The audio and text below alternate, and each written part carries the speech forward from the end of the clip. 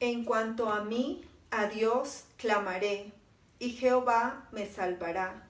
Tarde y mañana y a mediodía oraré y clamaré, y Él oirá mi voz. Él redimirá en paz mi alma de la guerra contra mí. Aunque contra mí haya muchos, Dios oirá y me librará. Oh sí, amado Señor, en esta mañana estamos presentándonos delante de ti hoy como tu iglesia. Nos cubrimos con tu sangre preciosa, Señor, y nos acercamos delante de ti con adoraciones, con alabanza, Señor, para exaltarte y para bendecirte, Señor, para decirte, bendito Dios, que hoy nuestros cánticos son solamente para ti, nuestras oraciones, Señor, en gratitud y en alabanza son hoy proclamadas. Amén.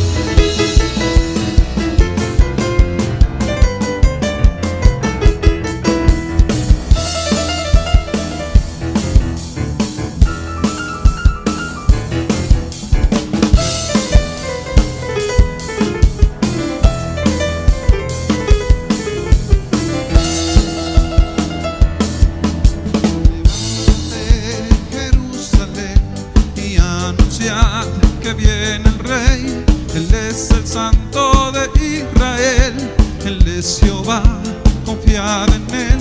Levántate, Jerusalén, y anuncia que viene el Rey, Él es el Santo de Israel, Él es Jehová, confiad en Él. Sentado en su trono, Él vino a reinar con todo poder, con autoridad. Los cielos, la tierra y el mar, el Dios de Jacob, el Dios de Abraham.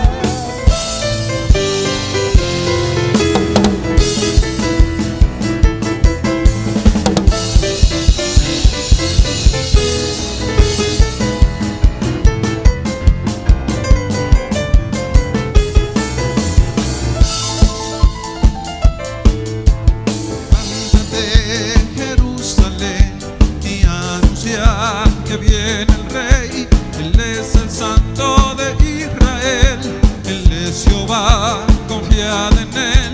Levántate, Jerusalén, y anuncia que viene el Rey, Él es el Santo de Israel, Él es Jehová, confiad en Él. Sentado en su trono, Él vino a reinar con todo poder, con autoridad. Los cielos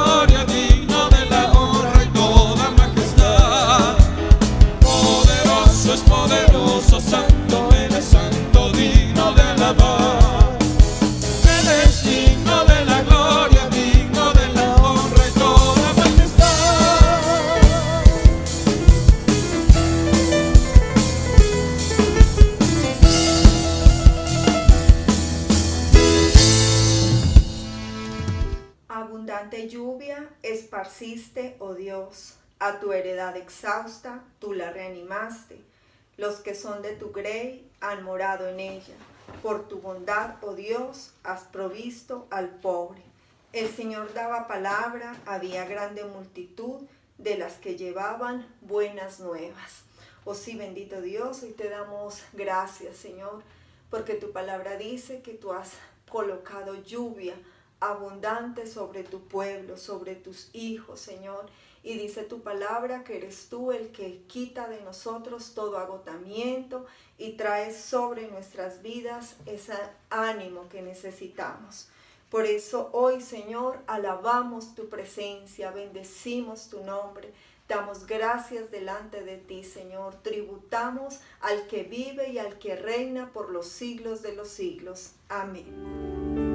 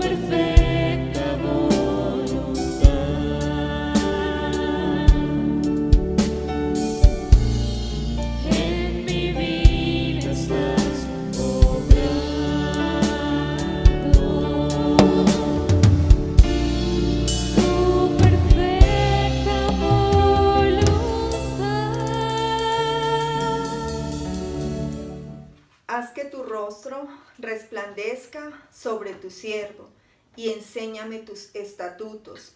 Ríos de agua descendieron de mis ojos porque no guardaban tu ley. Oh sí, amado Señor, hoy queremos decirte, Señor, gracias porque eres tú el que trae esa palabra de vida para con tus hijos, Señor.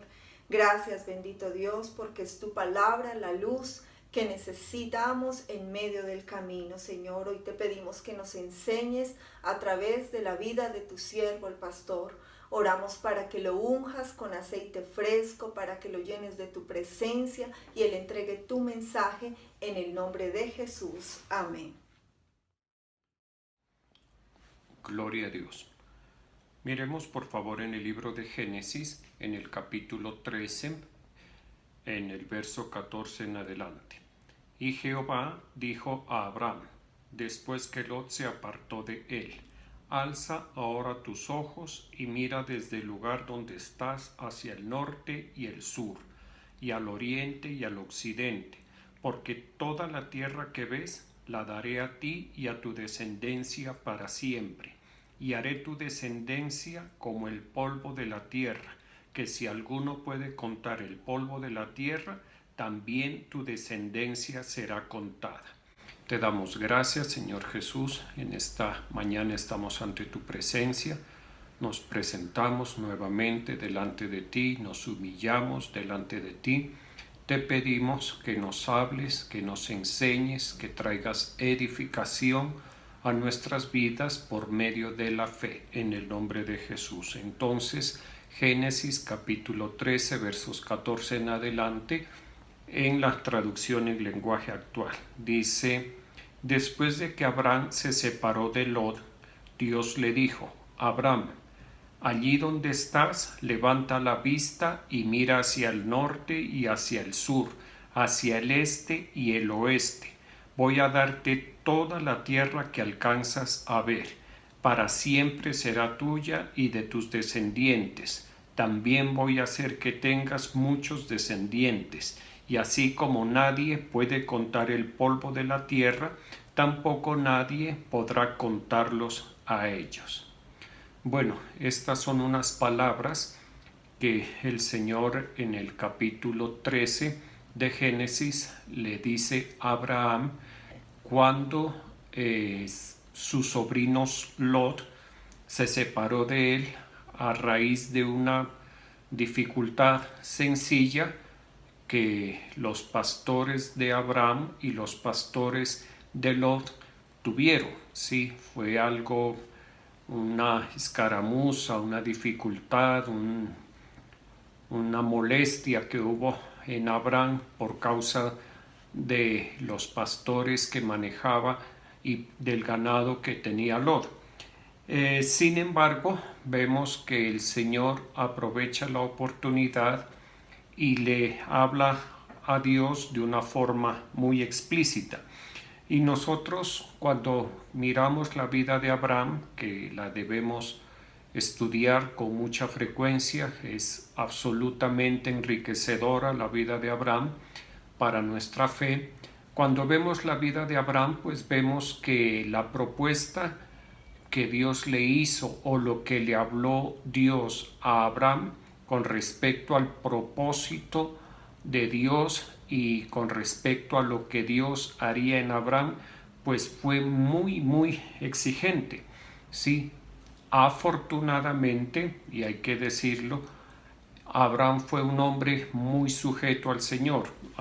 Fue un hombre que estaba subordinado a la voluntad de Dios. Por eso Dios a Abraham le habla así, cosas tan espectaculares, le da unas promesas, una palabra tan espectacular. Primero le dice que se pare sobre el territorio donde estaba, en la tierra de Canaán, que mire hacia el norte, hasta donde sus hijos, hasta donde sus ojos le permitieran. Luego le dice que mire hacia el sur, hasta donde su vista le alcance, y lo mismo al oriente y al occidente. Eso pues para nosotros en ocasiones no es fácil de entender porque nosotros vivimos en un centro poblado, ¿sí? Pero Abraham estaba en el campo y él sí pudo tener esa experiencia conforme Dios se la dijo. Y pues lo que debió haber visto Abraham al obedecer la orden del Señor era una inmensidad de tierra que el Señor le estaba entregando, para lo cual Abraham necesitaba creerle a Dios lo que Dios le estaba hablando. Esa parte del diálogo, o más bien de las palabras que Dios nuestro Señor le habla a Abraham, pues ya es algo extraordinariamente grande y que requiere, por supuesto, conforme el tamaño de la promesa, asimismo va a necesitar fe en quien recibe la promesa. En este caso se refiere a Abraham, pero seguidamente viene otra promesa, otro desafío a la fe de Abraham, y es que esa tierra, esa inmensidad de tierra que el Señor le entrega a Abraham, sería habitada no por un pueblo extraño, sino por un pueblo que saldría de las entrañas de Abraham, un hombre ya muy avanzado en edad, cuya esposa tenía una historia de vida de esterilidad.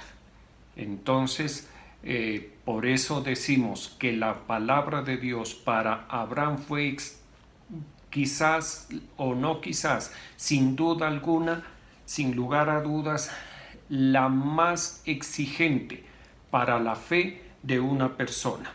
¿Listo? Dios quiso que fuera así, porque quiso sacar de Abraham toda una nación. Ahora bien, en el caso de nuestro Señor Jesucristo, la obra que el Padre le encargó a nuestro Señor Jesucristo fue la más exigente.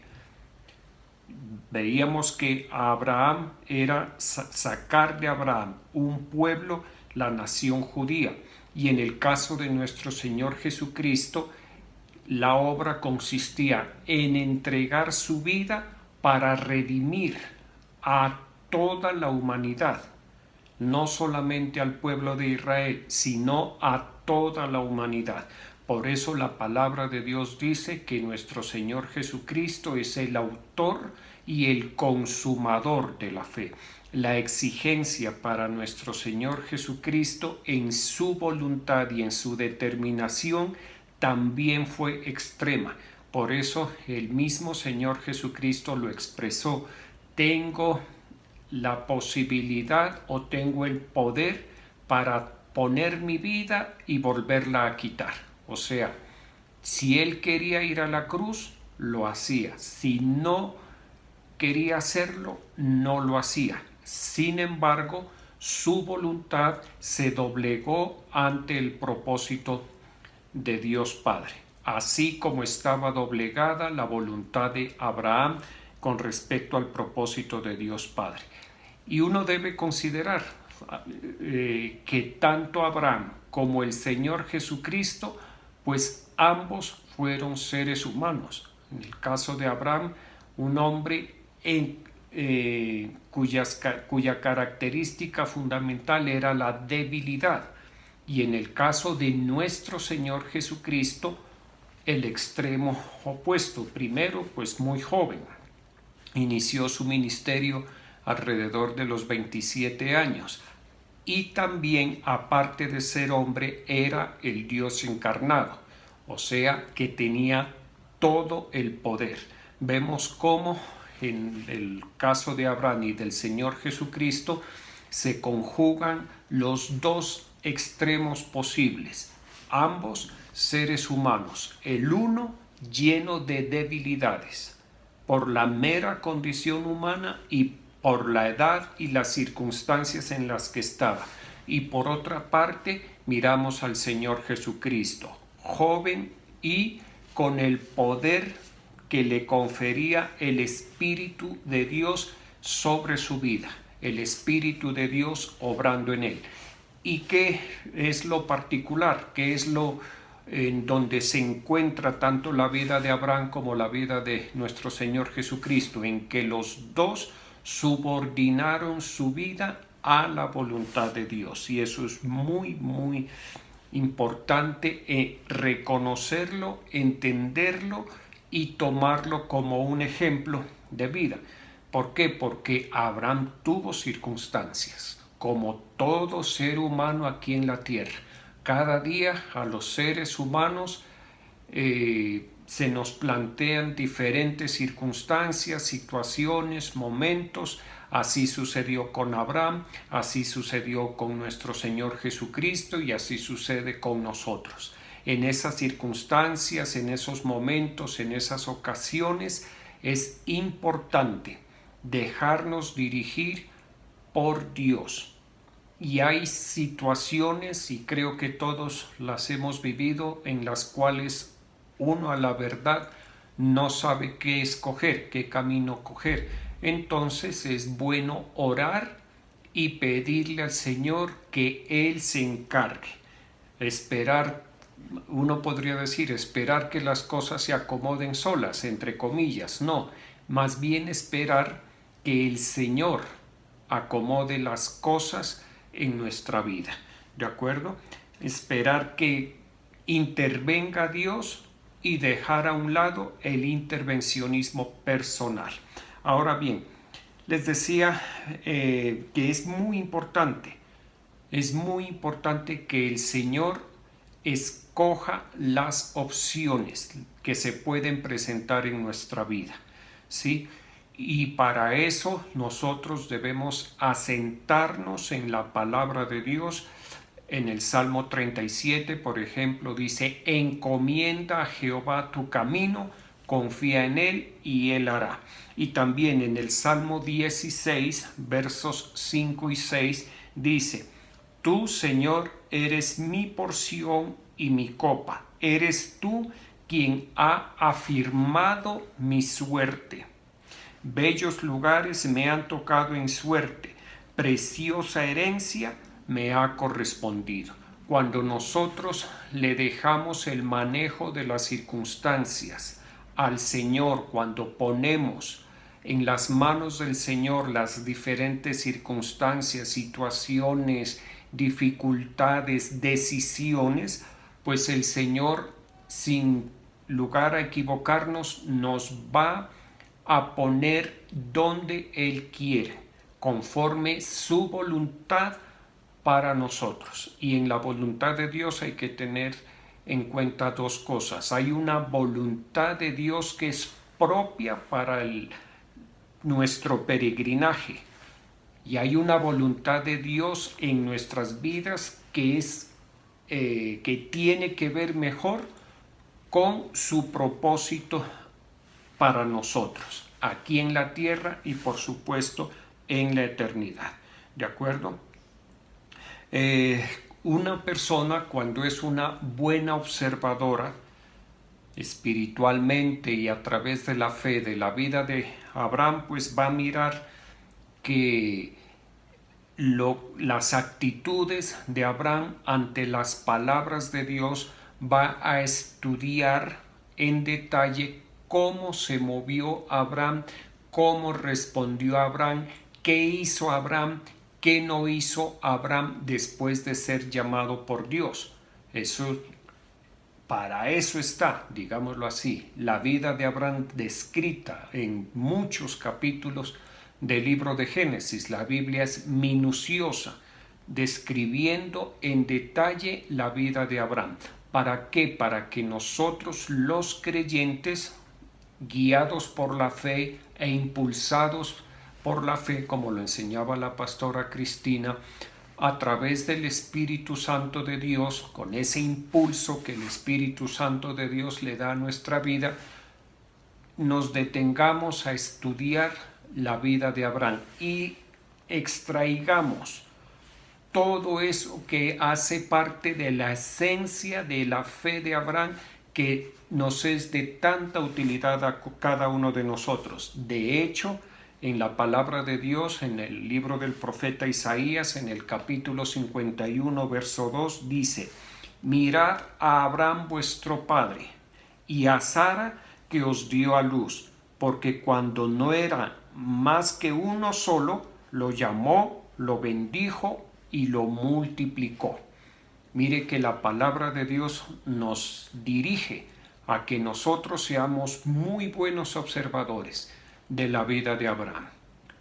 Y está señalando que cuando Dios llamó a Abraham era uno solo, junto con su esposa Sara. Podríamos decir una sola carne, eran esposos, no más. ¿Sí? Pero por cuanto Abraham fue dócil, Abraham fue subordinado a la voluntad de Dios, el Señor pudo obrar, lo pudo bendecir y lo pudo multiplicar de una manera extraordinaria. Si nosotros cuando miramos la vida de Abraham podemos ver como el arte de la fe, ¿de acuerdo? ¿A qué me refiero? A que la fe es algo elaborado, la fe no es en la vida de cada persona, de cada creyente, es como una arcilla. La fe es algo plástico en nuestra vida, es algo que nosotros le podemos dar forma. De hecho, le debemos dar forma a nuestra vida con la fe. ¿Qué forma? Dirá alguien. Bueno, pero yo debo conformar mi vida ¿a qué? A través de la fe. Pues a la palabra de Dios y a los propósitos de Dios. Dice, por ejemplo, en la epístola del apóstol Pablo a los Gálatas, en el capítulo 2, en el verso 20. Lo voy a leer en la traducción en lenguaje actual. Dice, en realidad también yo he muerto en la cruz junto con Cristo, y ya no soy yo el que vive, sino que es Jesucristo el que vive en mí. Y ahora vivo gracias a mi confianza en el Hijo de Dios, porque Él me amó y quiso morir para salvarme. Aquí el Señor, el Espíritu Santo, a través del apóstol Pablo, nos enseña cómo nosotros, a través de la fe en nuestro Señor Jesucristo, debemos moldear nuestras vidas para que nuestra vida se acomode a la palabra y al propósito de Dios que está implícito en la palabra de Dios. Por eso Pablo dice, en realidad yo ya he muerto. Él se asume muerto, él se asume que su vida natural quedó crucificada y ahora vive una vida espiritual que se fundamenta en la resurrección de nuestro Señor Jesucristo. Y él dice que todo lo que vive, lo vive a través de la fe de nuestro Señor Jesucristo. Y nosotros con el tiempo, por eso digo con el tiempo y señalo, por eso es tan importante perseverar en la fe, porque hay resultados en la vida de fe que se ven a través de los años, a través de las décadas, podríamos decir. ¿Sí? Y entonces uno debe ver en su vida personal que su vida ha sido moldeada o ha sido conformada a la palabra de Dios, ha sido conforme a la palabra de Dios, al espíritu que está en la palabra de Dios, al propósito que está en la palabra de Dios. Cada vida de fe se debe conformar a la palabra de Dios, o sea, yo debo ver que en mi vida se ha cumplido la palabra de Dios, se está cumpliendo la palabra de Dios, que en mi vida la palabra de Dios tiene un cumplimiento. De eso se trata el arte. Y eso no se da en todas las personas que asisten a la iglesia o que le llaman Señor, Señor. Eso no se ve en todas las personas. Para que una vida se conforme a la voluntad de Dios completamente, sea similar, muy similar a las vidas descritas en la palabra de Dios, esa persona se tiene que haber rendido al Señor, tiene que haber subordinado su voluntad y su vida a el propósito de Dios, de la misma forma que lo hizo Abraham. ¿Listo? Y es que, les decía, eso se ve a través de los años. Cuando uno apenas se convierte, pues el Señor empieza a obrar. El Señor más que todo lo que hace es enseñarle, porque nosotros no conocemos nada prácticamente, o nada. Cuando nos convertimos no sabemos nada de nada. Y desde ahí debe notarse en nosotros la docilidad para ser enseñados por Dios. La primera docilidad o la primera subordinación de nuestra voluntad debe ser para aprender lo que Dios nos quiere enseñar progresivamente, conforme nuestra situación particular. Y luego, más adelante, debe haber una subordinación para que a partir de todo lo que hemos aprendido y a partir del propósito que hemos podido entender que Dios tiene para nuestras vidas, subordinar nuestra vida a la voluntad de Dios. No contender, no discutir, sino mansamente, cuando ya el Señor nos revela su propósito, debemos subordinar nuestra voluntad para que el propósito de Dios pueda tener un cumplimiento en nosotros. Y subordinar nuestra voluntad implica que vamos a tener que aceptar lo que Dios ponga delante de nosotros y a quien Dios ponga delante de nosotros. Esto quizá muchas personas que me escuchan no lo reciban, no lo consideren así, pero cuando uno ya ha vivido un poquito y sobre todo cuando uno lo ha dejado todo por el Evangelio de nuestro Señor Jesucristo, tiene más conciencia de esto, ¿sí? Pero bueno, vamos a continuar. Ahora bien, hay que considerar algo, que Dios siempre actúa en dos sentidos. ¿Listo? Primero, Dios tiene un proyecto para nuestras vidas, pero también hay que considerar, o hay que reconocer más bien, que Dios también considera nuestras necesidades.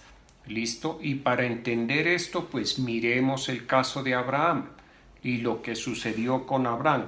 Abraham tuvo un hijo llamado Isaac. Ese es el hijo de la promesa, el hijo que él tuvo con su esposa Sara. ¿Listo? Isaac hace siglos, hace 50 siglos aproximadamente, era el bebé de Abraham. Dios le concedió a Abraham tener un hijo, le dio esa dicha, le dio esa alegría a Sara. Por eso Sara originalmente quiere decir princesa, y luego el Señor a Sara le cambió o le modificó el nombre y le puso Sahara con H, que quiere decir risa. ¿Por qué? Porque ella tuvo esa dicha de tener en su vejez, poder tener un bebé, criar un bebé, que eso es una experiencia muy bonita. Lo mismo Abraham. ¿Listo? El Señor les dio a ellos, a Abraham y a Sara, esa dicha, ese deleite, esa alegría. ¿Con quién? Con Isaac. Pero recordemos que Isaac más adelante también sería un patriarca, el padre de Jacob. Y Jacob fue el padre de las 12 tribus de Israel. ¿Listo? Entonces vemos el cumplimiento de Dios para la vida personal de Abraham sin dejar de lado su propósito. Y ese modelo se repite en nosotros también y en los creyentes de todo tiempo.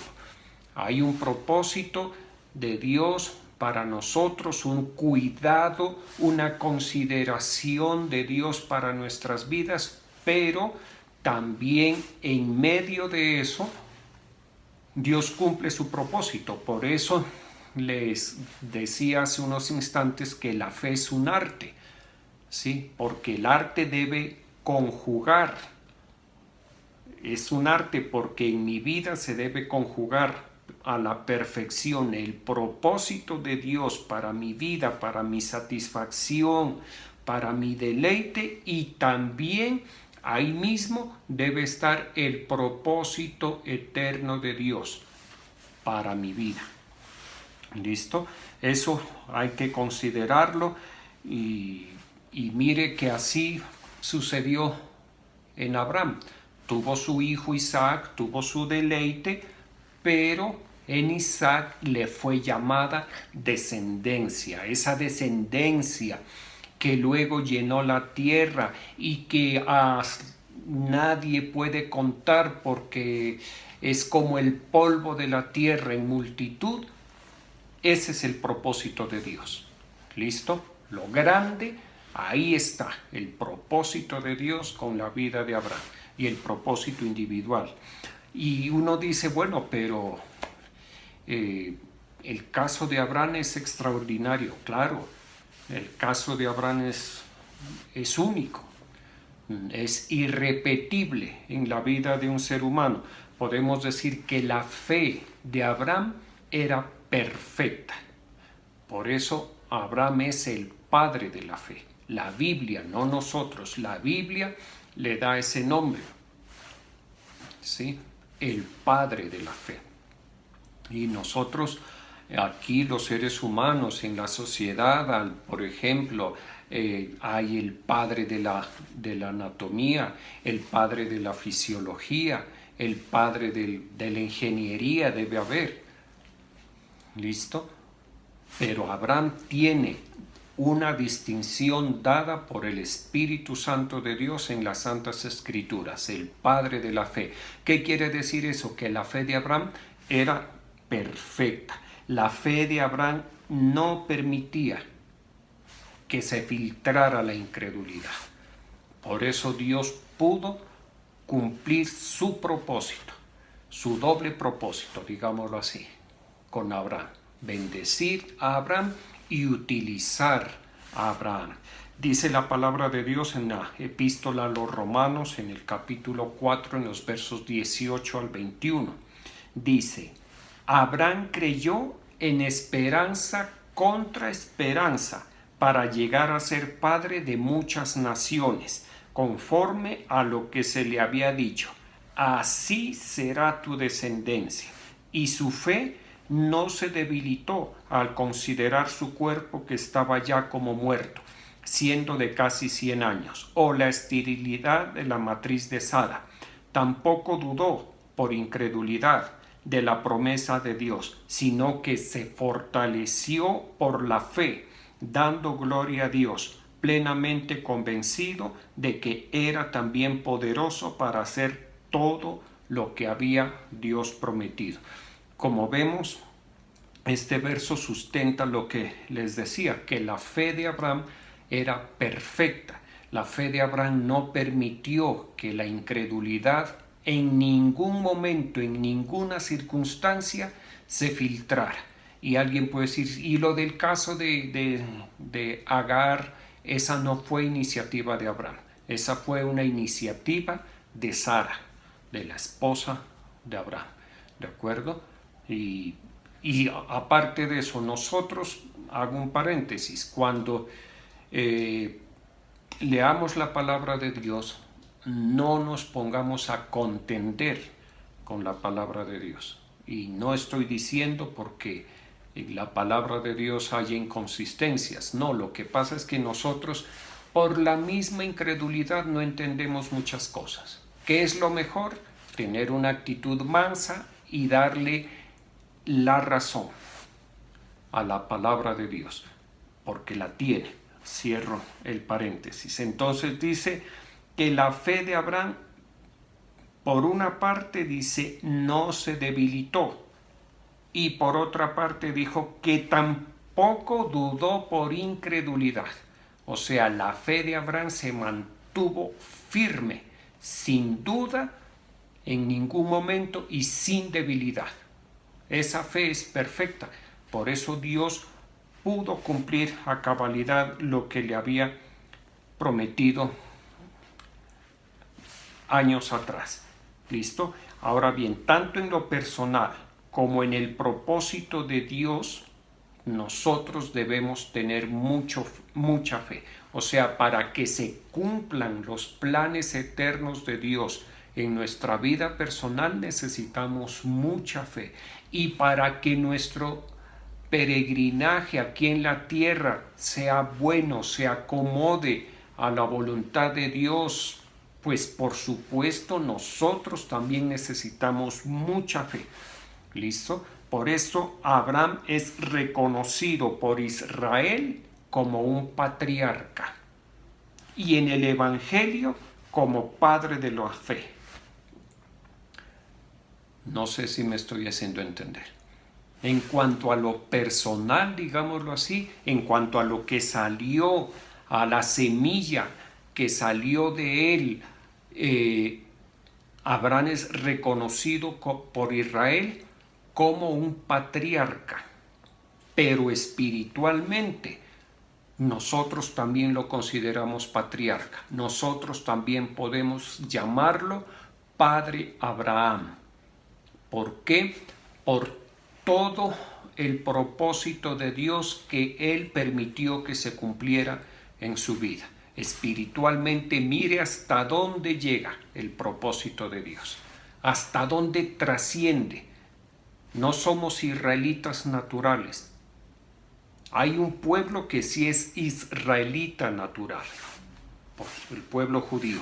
Nosotros somos israelitas espirituales. Ahí está el cumplimiento del propósito de Dios. La descendencia, la dicha de tener a Isaac, de tener su bebé, de criar a su hijo, y también la dicha de que en Abraham seamos bendecidas todas las naciones de la tierra conforme el propósito de Dios. Y esto pues son enseñanzas que están en la palabra de Dios, que uno las debe, como les decía, estudiar, indagar, meditar, y con un propósito, con mejorar nuestra profesión de fe. Sí, y en muchas ocasiones uno piensa que lo mejor es que Dios lo use. Y eso está muy bien, sí, es bueno que Dios nos use como usó a Abraham, como usó a tantos hombres y mujeres en la palabra de Dios. Y lo ha venido haciendo a través de los siglos.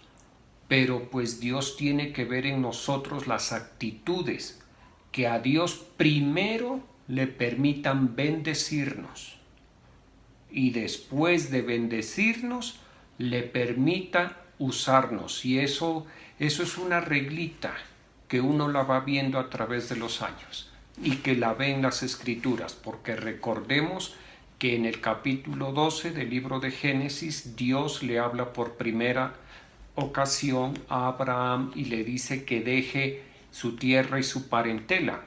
Y unos versos más adelante, muy cerquita, la palabra de Dios nos dice que Abraham ya era un hombre muy, muy próspero. ¿Qué quiere decir eso? Que Dios vio en Abraham las actitudes que a Dios le permitieron bendecir a Abraham, las actitudes que le gustaron, que las actitudes de Abraham con las cuales el Señor se sentía grandemente complacido. ¿Listo? Eso hay que tenerlo muy presente. Entonces, si queremos que Dios nos use, hay que mejorar nuestras actitudes. Y cuando Dios nos empiece a bendecir, hay que mejorar, hay que afinar más esas actitudes, porque es más difícil es que Dios lo use a que Dios lo bendiga. Que lo bendiga es relativamente sencillo, pero que lo use, que lo respalde y que lo use a través del tiempo es más difícil. Yo, ¿qué les puedo decir? Hay que complacer al Señor, de eso se trata. Complacerlo, que uno debe mantener al Señor complacido, y para eso fundamentalmente la humillación, la gratitud, la subordinación en todo momento. ¿Listo? Miremos algo. El caso de Lot. Lot también fue bendecido, pero recordemos que Lot no fue usado por Dios. ¿Sí? Porque en Lot hubo algo, que es un personaje muy importante. Lot no entendió que Dios con Abraham tenía un propósito, y no entendió que Dios con Lot no tenía propósito. ¿Cuál era el propósito? O mejor, ¿qué hubiera hecho Lot? ¿Qué hubiera sido lo correcto, lo que lo hubiera salvado? Porque la palabra de Dios nos dice que Lot era justo, que era uno que tenía fe. ¿Qué debió haber hecho Lot? Ponerse subordinado a su tío Abraham. No sentirse una persona independiente, un hombre con un proyecto de vida diferente, sino sujetar su proyecto de vida al de su tío Abraham, porque ese tío Abraham era el líder espiritual para Lot. Si él hubiera hecho eso, si él hubiera dicho: tío, tranquilo, no se preocupe, estas ovejas no son mías, son suyas, estos pastores no son míos, son suyos, yo aquí al lado suyo estoy feliz, no hay ninguna discusión. No vamos a tener altercado por unas ovejas, por un pasto, por un ganado. No, yo aquí, tío, al lado suyo estoy feliz, y lo que Dios haga con usted a mí me bendice. Aparentemente sencillo, aparentemente. ¿Por qué? Porque Lot, para llegar a ese punto, tenía que rendirse. Si eso hubiera hecho, él no hubiera terminado como terminó. Hubiera terminado muy bien, al lado del patriarca Abraham. ¿Listo? Y eso uno lo ve. En los ministerios es así. Por eso lo traigo a colación, porque en los ministerios, uno que ya lleva un tiempo en el ministerio lo entiende. Yo entiendo esta temática, ¿sí? Creo que es una experiencia personal, no solamente se entiende, sino que es una experiencia personal. Tal vez por eso es que se entiende, porque uno tiene esa experiencia, entonces le queda fácil entender lo que le estoy diciendo. Cuando no se tiene esa experiencia, entonces no se entiende o aparecen los peros, en fin.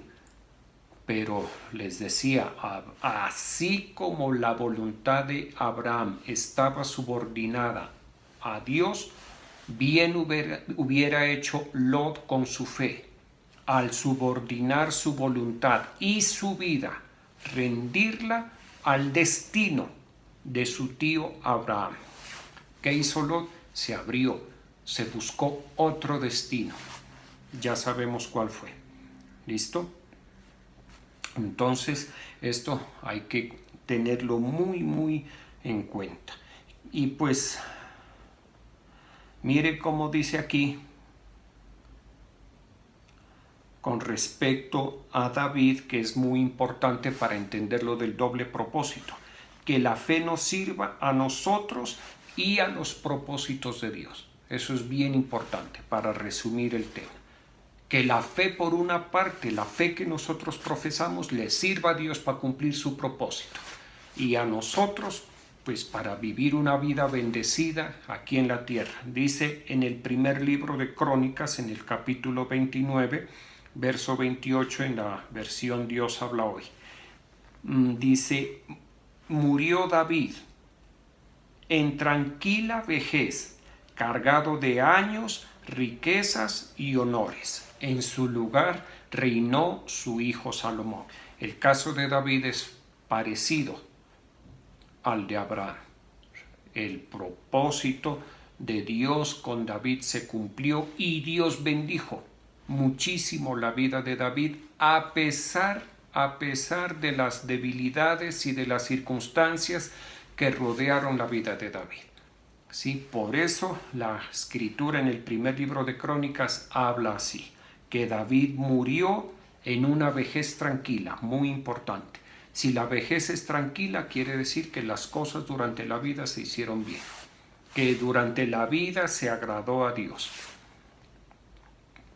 ¿Listo? Y dice, no solo que murió tranquilo, sino cargado de años, o sea, con una vejez larga, con riquezas y con honores. Hay otras versiones que dicen con riquezas, con honores y con gloria. Así fue la vida de David. ¿Por qué? Porque Dios pudo cumplir su propósito y pudo bendecir a David. Vamos a orar. Te damos gracias, Señor, en esta mañana. Yo pongo los tributos de tus hijos en tus manos. Te pido que les ayudes a cada uno, que les multipliques, que les prosperes en el nombre de Jesús. Gracias, Señor. Te damos gracias en esta mañana. Estamos ante tu presencia, Señor Jesús. Te pedimos que nos ayudes a todos, Señor, a cada uno de tus hijos, que nos ayudes a afinar nuestra fe, Señor, a profesar, a hacer el esfuerzo cada día por profesar mejor la fe, para quitar de nuestro corazón la duda, para desechar los pensamientos, los sentimientos, las sensaciones de duda que nos pueden embargar en un momento dado. Ayúdanos, Señor, fortalécenos, Dios Todopoderoso, fortalécenos, que tu Santo Espíritu venga sobre nosotros y nos fortalezca, así como fortaleció el Espíritu Santo a Abraham, que teniendo el cuerpo ya casi como muerto, fue fortalecido por el Espíritu Santo de Dios para seguir creyendo, para seguir oyendo a Dios y para seguir doblegando su voluntad delante de Dios. Ayúdanos, Señor, ayúdanos en nuestra carrera, ayúdanos, Espíritu Santo, en la profesión de fe de cada uno de nosotros, Señor. Te pedimos asimismo por la vida de nuestro apóstol Álvaro, nuestro apóstol Ruth, todo este ministerio apostólico, Señor. Oramos, Señor eterno, por la paz de tu pueblo amado, Israel. Bendice, guarda a Israel. En el nombre de Jesús. Amén. Como es sabido por todos ustedes, la Iglesia Cristiana Salem en el Teatro Alcázar también inició sus cultos de manera presencial los días jueves en la noche a las 6 de la tarde y sábado en la noche a las 6 de la tarde. Los otros cultos continuarán de forma virtual. La predicación será virtual y el grupo de alabanza y danza cumplirán su ministerio de manera presencial. También las personas que asistieron al culto el día domingo se pudieron dar cuenta que el aforo en la iglesia Genesaret y Torrefuerte es muy pequeño por el tamaño del local. Para el próximo domingo ya están llenos los cupos. Tenemos esa dificultad. Yo estoy orando al Señor a ver qué podemos hacer, porque para nosotros es muy importante, y por supuesto para el Señor y para ustedes, poderse congregar como lo que somos, como una iglesia.